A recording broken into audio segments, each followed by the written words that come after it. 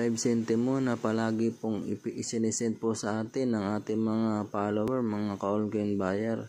Ito pong 25 centimo na ito ay pwedeng bilhin sa halagang 1,500 mga ka-Allcoin buyer. Basta tugma lamang po sa ating hinahanap. Dahil marami nga pong nagsisend ng ganitong taon sa atin na year 2015, ay sasabihin ko na po kung ito po pa talaga ay hard to find o semi-hard to find. Sa ngayon po, itong taon na year 2015 ay hindi pa po hard to find. Bali common pa lang po ito mga ka-Allcoin buyer. Ang hard to find po na 25 centimo na kulay dilaw ay yung pong year 2006 mga ka-Allcoin buyer. Ito pong 2015 ay medyo marami pong na-produce nito. Ang hinahanap po natin ay yung year 2006 na 25 centavo na kulay dilaw mga ka-Allcoin buyer.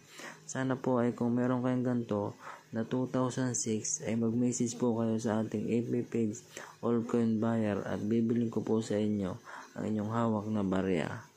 Marami pong salamat mga ka-Allcoin buyer. Araw po mga ka-Allcoin buyer. Meron po tayo ditong 2 piso na year 2003. At ang isa nga po dito ay hard to find na mga ka-Allcoin buyer. Kung titingnan nyo po, ito po year 2003 mga ka-Allcoin buyer.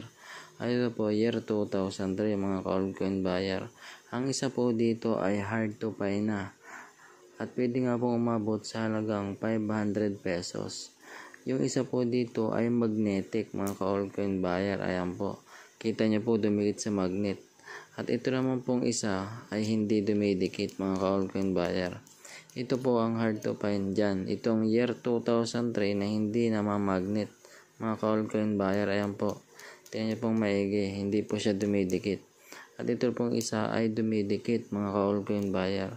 Kung makakita po kayo ng year 2003 na hindi dumidikit, ay pwede po yung bilhin sa inyo sa halagang 500 pesos. Basta po yan po ay brilliant condition at brilliant uncirculated.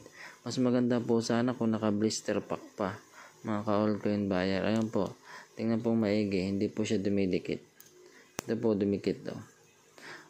Okay po mga ka-Allcoin buyer. Sana po mabentahan niyo ako ng ganitong klaseng uri ng barya. Marami pong salamat.